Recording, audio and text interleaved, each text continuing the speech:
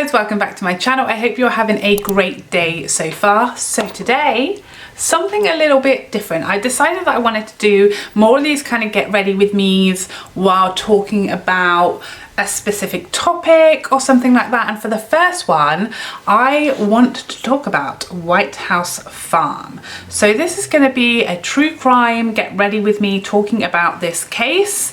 If you have no idea what White House Farm is, or you haven't seen the TV show, or you don't know about the case, then I'm going to be telling you all about it whilst doing my makeup at the same time. This isn't going to be a tutorial, but I will list all the products I've used down below, and obviously you're going to get to watch me apply the makeup while we talk about this very intriguing true crime story.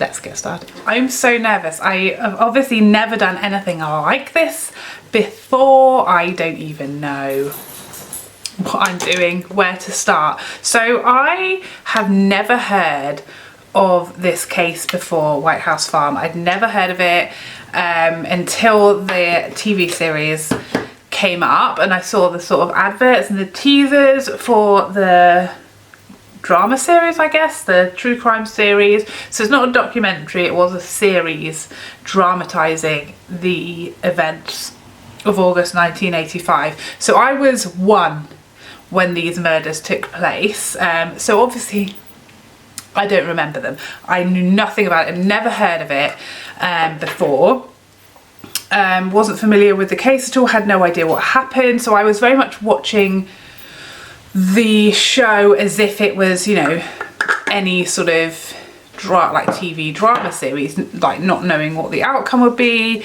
not knowing who did it and why or anything like that, because I just wasn't, you know, I wasn't really reading the papers at that age. I wasn't up to date with the current affairs. But in the paper, around the time of the murders, they were showing pictures, images of the family coming out of the funeral and things like that. They were, you know, being followed everywhere they went. It was really, really big news. So they have actually footage and photos of Jeremy Bamber, who we now know was charged with the murders of his adoptive parents, his adopted sister, and her two twin boys, her twin sons. And it was really interesting just watching his behaviour, how he came out of the funeral. So apparently that was a big thing for the police when they saw his behaviour and his body language and how he was acting at the funeral, and they said he was like crocodile tears, you know, like he was crying but there was no liquid leaving his eyes. That was all, you know, a flag for them, because his behaviour had been a little strange this whole time, and that certainly sort of cemented him as like a suspect, a suspicious person, a person of interest. So if you are completely unfamiliar with this case, as I was, and you haven't watched the TV series, I will paint you a picture. Now obviously some of the stuff that happened in the TV series, we don't know if it's true or not, because Jeremy to this day maintains his innocence. He was convicted and charged and sentenced to, I think, 25 years to life initially, and that has since been upgraded to he is never getting out. So I think it was something like 92 or something that they said. I think they basically said that you're never getting out, you can stop appealing now, like you're in here for life. He then appealed that, and then in 2002 he was told that the appeal was denied and that he would be spending the rest of his life behind bars. You know, no more appeals, no probation, no nothing. Not probation, what's the word? No parole. Is that the right word? I'm so new to this, I don't know what's happening. Yeah, he was told basically you're not getting out, there's no more appealing to be appealed, and there's nothing more you can do, you're going to spend the rest of your days in here, which is very frustrating, because I am, for one, whenever I watch these true crime things, interviews with murderers, I am the most gullible person. I should never ever, should I be a police officer or like a detective or a jury member. My husband said this to me the other day. He was like, if you ever get picked for jury duty, you're gonna have to turn it down on the basis that you will literally believe a single word that someone says, because I think it's because I want to believe the best in people. Like always, I want to see the best in people and I want to believe people. So when serial killers are sitting there and saying it was an accident, I didn't mean to kill all those people, I'm like, oh yeah, I can hear that. And I just, hello. I watch these programs on Sky, the crime channel. I think it's called, or was it on Netflix, called I Am Killer. And it starts off every time with the murderer explaining their side of the story, and quite often they have this side of the story that is like it was an accident, or it wasn't them, or they didn't mean to, or there was a reason why they had to kill this person or whatever. And I'm like, stop. Every time I'm like, I feel so sorry for them. Oh, how has this happened? This is terrible. And then it goes into the true story, the story that the police have, and the story that, you know, the victim's family has, or, you know, the witnesses have, that is vastly different to the one that the murderer has told us previously. And I'm like, oh right, okay, so I just really got suckered right in there. And that's me all over, you know. So I was watching this drama series not knowing, you know, who was guilty, which was really good because I just got to like watch it and see, you know, how it played out. Who do I think did it? What do we think happened as it went along? Which was interesting because I immediately thought Jeremy did it. Like the story he was putting out, that just like some of the stuff he said, the order things went in, some of the stuff it just didn't ring true, like it didn't sound right to me. And I'm, like I said, I'll believe a single word anyone tells me. So the family members, the key players in this case are June and Neville, who are the parents. They were both 61, I think, or both certainly in their 60s.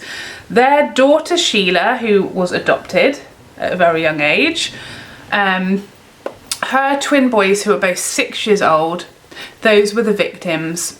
And then the only surviving member of that sort of the immediate family is Jeremy Bamber, who is the man who was eventually convicted of this crime. So Jeremy's story. On the evening or during the night of the 6th of August 1985, he received a phone call from his father, Neville, landline to landline. So Neville picked up his landline, called his son, Jeremy, on his landline to landline. You know, this was in the ye olden days. We're talking landlines, there was no mobiles. Neville, the father, says, please come over. Your sister has gone crazy and has the gun. And the phone went dead. It then says that Jeremy claims he tried to ring his father back but could not get a reply. During the trial, the court heard that Jeremy had said his father had not hung up after speaking and that he could hear noise in the background. So that's another point that is, which is it, Jeremy? Which is it? Which is the truth? Can't even remember, can you? And then what's really funny is that both Jeremy and the police then obviously headed straight over to White House Farm, and the police said that they actually passed Jeremy on the way, like overtook him in their car because he was driving really slowly, which is like, that is weird. Like why wouldn't you be driving at like 100 miles an hour to get there? Like, you know, that's weird. They met him at White House Farm and they waited outside for the firearms units to arrive, who turned up at 5 AM and decided to wait until daylight before trying to enter. Brilliant. It says that they tried for 2 hours to communicate with Sheila using a loudhailer, which I'm guessing is like a megaphone, and the only sound they reported from the house was a dog barking. While waiting outside, the police questioned Bamber, who they said seemed calm, and that's how he was portrayed in the TV series, as like, you know, casual, just hanging out outside. So sadly, when the police finally entered the property, all 5 family members who were inside were dead, and they had been killed by the family, like the shotgun. So apparently the family were like hunters. They went hunting, shooting rabbits, and they had the shotgun, they had silencer, they had ammunition, everything. I mean, they were like farmers in the 80s, so, you know, they all had like shotguns and rifles, things like that, hunting rabbits, things like that. So yeah, so it wasn't unusual that they would have weapons and ammunition freely available. Jeremy also says that earlier that day he'd been at the farm and he had decided to go shooting rabbits, and he'd picked up the gun, the murder weapon. He said it had no silencer on it, and he had picked up the gun and some ammunition, and then he just left it on the kitchen table fully loaded, which I'm a bit like, you knew that there was 2 6-year-old boys in the house and you left a fully loaded shotgun with a silencer on the kitchen table with a load of ammunition, and that seems really odd.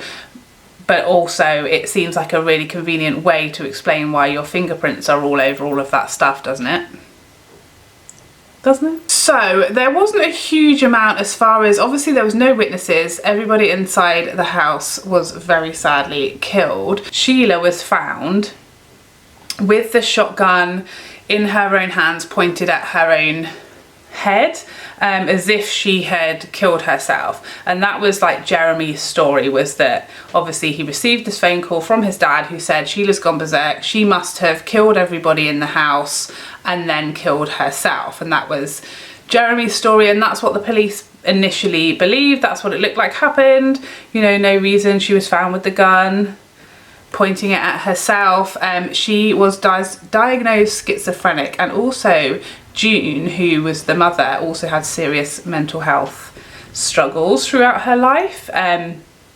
Both have received treatment for psychiatric issues. So this all seemed like, oh yeah, this makes sense.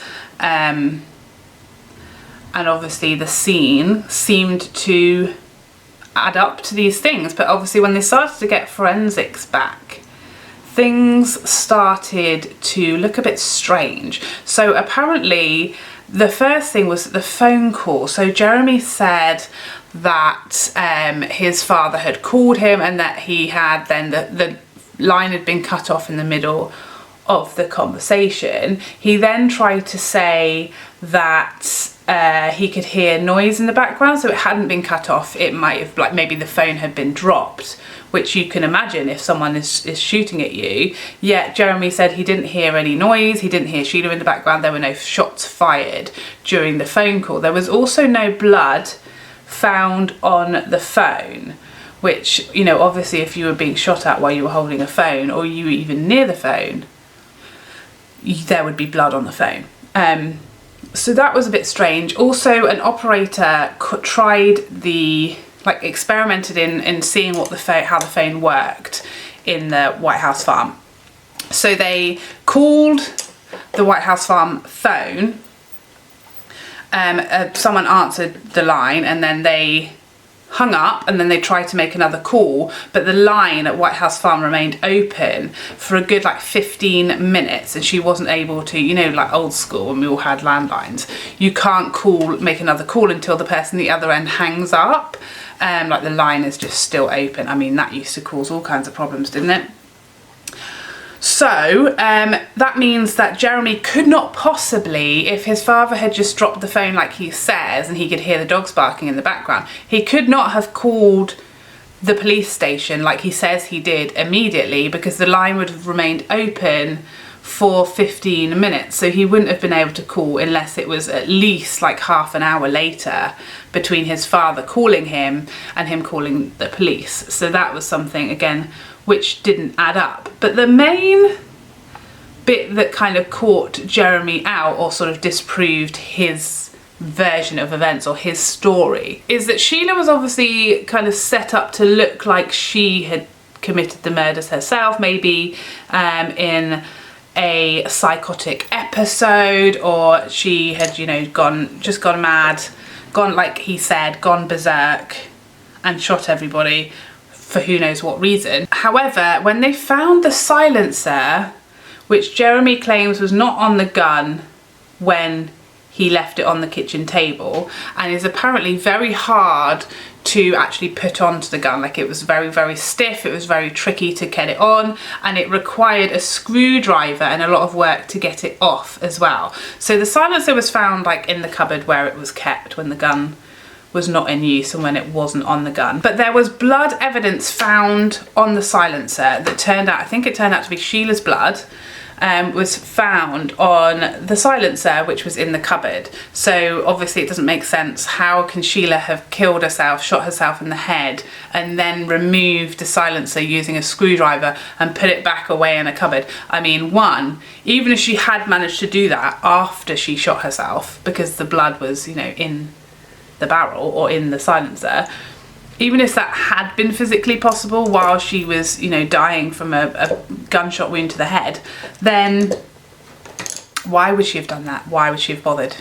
Like, I wouldn't have thought that would be your priority, you know, to tidy up after, just make sure the silencer goes back where it belongs. Doesn't obviously make sense. And when they attached the silencer to the gun, they discovered that Sheila would not have been able to reach the trigger. So when the gun, when you're holding the gun, a shotgun, it's a long gun with a silencer which makes it longer, she would not have been able to reach the trigger. So it seems likely that whoever placed Sheila holding the gun realised that she wasn't going to be able to reach to shoot herself with it, and therefore they removed the silencer to make it look like she would have been able to do that, and obviously didn't realise that there was blood evidence within it. So Jeremy was kind of under suspicion at this point. They were like, you know, you were the only family member who survived. He stood to inherit a large amount of money, you know, all of the farm, they were a well-off family. He stood to inherit all of that as the sole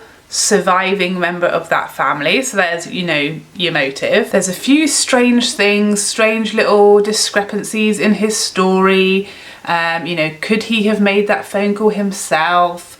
Could he have committed the murders, removed the silencer to make sure it looked like Sheila did it, then phoned himself from the house, then gone home, and then by that time the line would have been closed off and he would have been able to phone the police station, making sure they kind of took their time, not calling 999, because he knew there was no point in rushing, there was no one left to save, and even if there was, he didn't want them saved because they'd be able to tell us exactly who it was that was firing all these shots at him.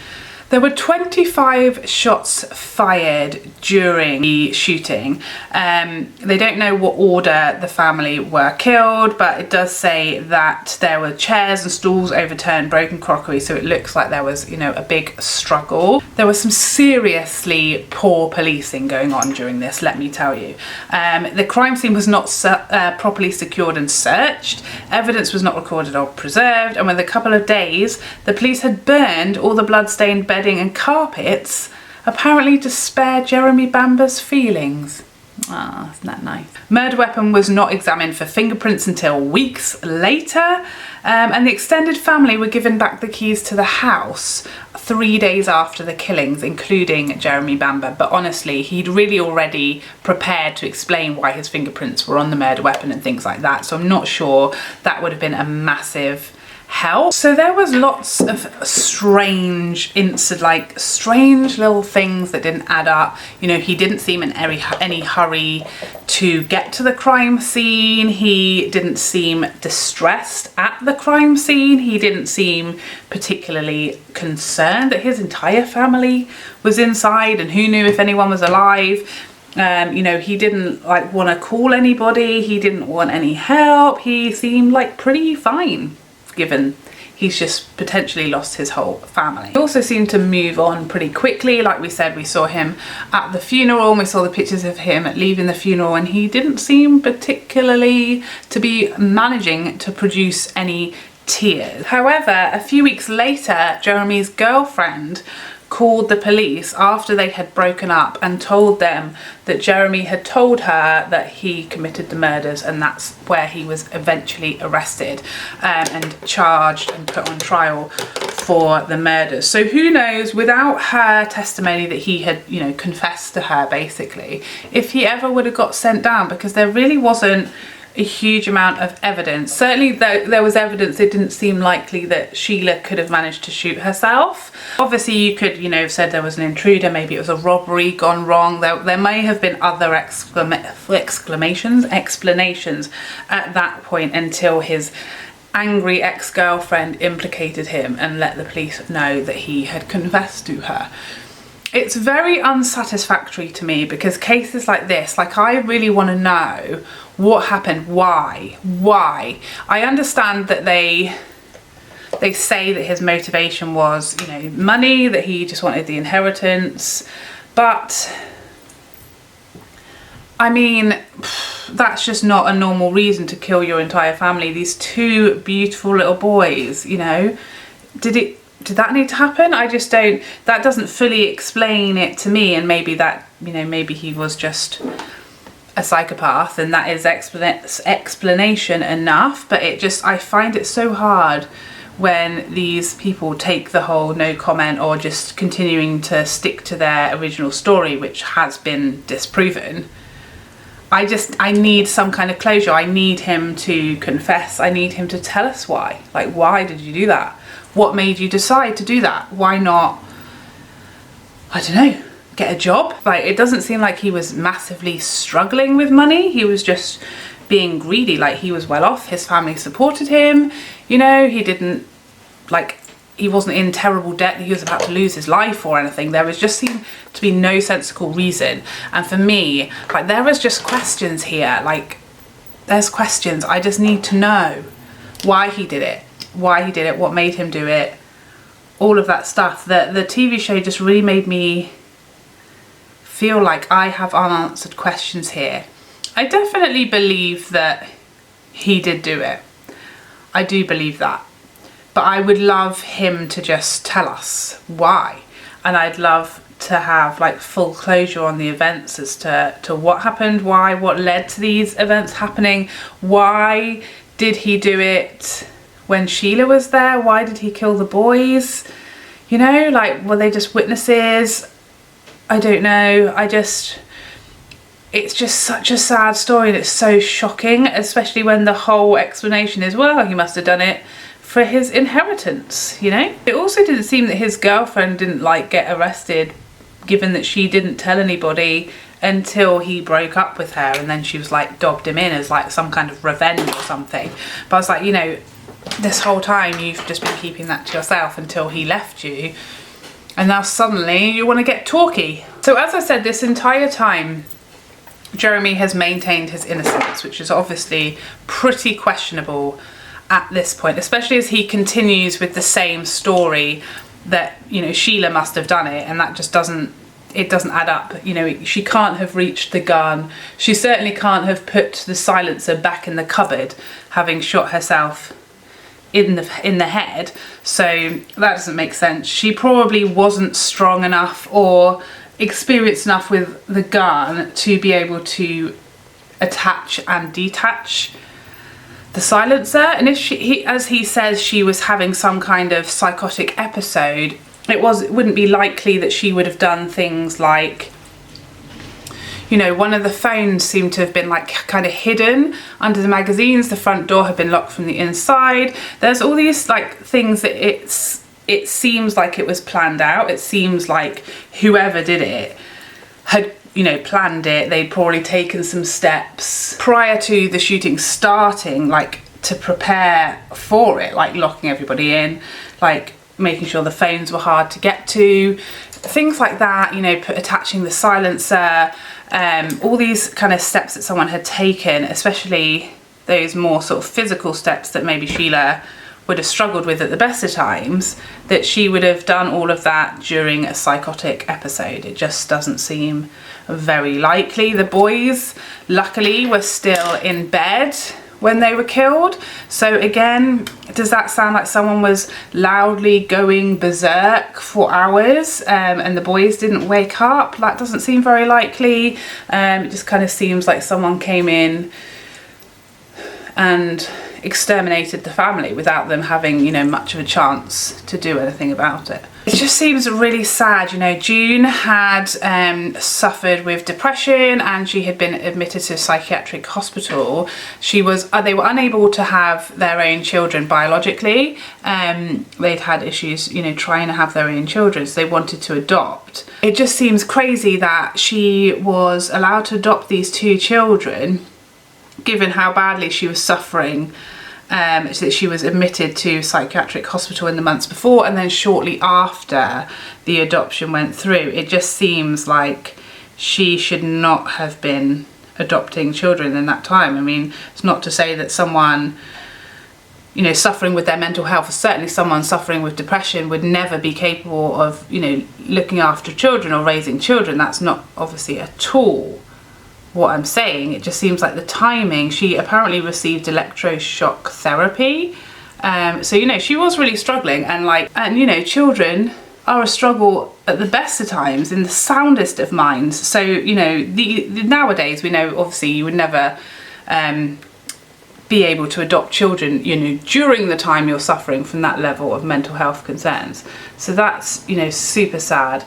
Apparently June used to tell Sheila that she would go to hell. She quite often used to scare her with sort of religious sayings and telling her that she was like the child of the devil and things like that, which Sheila ended up like passing on, saying things like that to her own sons, so that Sheila, her ex-husband who she had the boys with, was very concerned that she would be saying things like this to the boys, which obviously came from her mother, which is really sad, because, you know, you sort of think they should have been protected. They shouldn't have been having to repeat these same sad upbringing, really, that she must have had, and that's potentially caused her to have issues with her own mental health. But it seems like, you know, Sheila, she did rely a lot on her parents. She had a lot of help from them with the boys. When they were with her, she would quite often stay at the farm to have their support and help with the boys. But